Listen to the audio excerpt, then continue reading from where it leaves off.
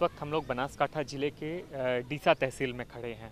हम जिस बस्ती में खड़े हुए हैं इस वक्त, वहाँ 26 दलित परिवार हैं जो पिछले 4 साल से यहाँ रह रहे हैं।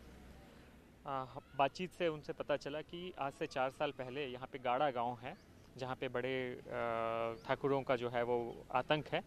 करीब 500 ऐसे परिवार हैं जो जमींदार परिवार हैं बेसिकली। इन सभी परिवार, दलित परिवार जो यहाँ पे 26 परिवार यहाँ रह रहे हैं, सभी के पास अपनी ज़मीन थी। वो अपनी ज़मीन पे खेती करते थे और खुशहाल तरीके से उस गांव पे रह रहे थे। लेकिन पिछले करीब 20-25 वर्षों से बड़े लोगों ने जो है वो इन लोगों पर आतंक शुरू किया। इनको ज़बरदस्ती अपने खेतों पे मजदूर बनाया, उनके फसलों को काटा और उनको नुकसान पहुंचाने की कोशिश की, शारीरिक रूप से और आर्थिक रूप से। ये सभी परिवार वहाँ अपना एकजुट होकर जो है वो इनके खिलाफ लगातार आवाज़ उठाते रहे थे। लेकिन इस बीच गांव के ही एक लड़के का, इनके परिवार के एक लड़के का वहाँ पे मर्डर हुआ, हत्या हुई।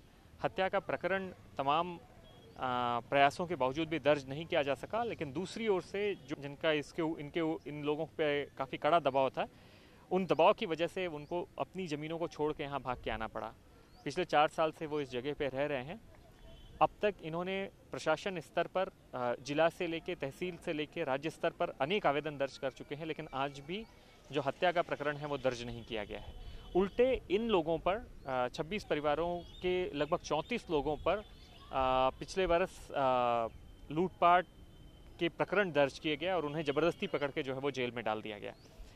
एक प्रश्न उठना यहाँ लाजमी है कि एक ऐसा राज्य जो अपने विकास के लिए जाना जाता है, एक ऐसा राज्य जो तमाम सुविधाएं गरीबों और किसानों को देने का दावा करता है, उस राज्य में केवल 26 दलित परिवार पिछले 4 बरस से ठीक यहाँ पे तहसील ऑफिस के सामने, जिसको अपन तहसील मजिस्ट्रेट भी कह सकते हैं, ठीक उनके ऑफिस के सामने, उनके गेट के ठीक सामने रह रहे हैं। लेकिन आज तक पिछले 4 बरस में इनके ऊपर न्याय नहीं हुआ है। उल्टे इन लोगों पर मुकदमे दर्ज किए गए, इनको आए समय प्रताड़ित किया जा रहा है। इनके नाम से कोई राशन कार्ड नहीं बना, इनके बच्चों को स्कूल में दाखिला नहीं मिला, यहाँ पे पेयजल की कोई सुविधा नहीं है, बिजली की कोई सुविधा नहीं है, किसी भी प्रकार की कोई सुविधा नहीं है। तमाम असुविधाओं के बीच केवल मजदूरी करते हुए ये अपनी ज़िंदगी गुजार रहे हैं।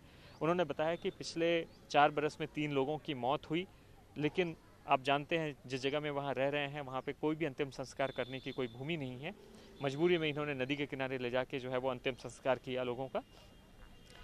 एक सवाल जो बार बार दिमाग में यहाँ पे उठता है वो ये कि आखिर जो परिवार एक समाज के दबाव से, एक बड़े और प्रभुत्वशाली लोगों के दबाव से यहाँ भाग के आया है, क्या प्रशासन इतनी भी हृदय नहीं रखता कि उन लोगों को उनकी ज़मीन वापस दिलाए?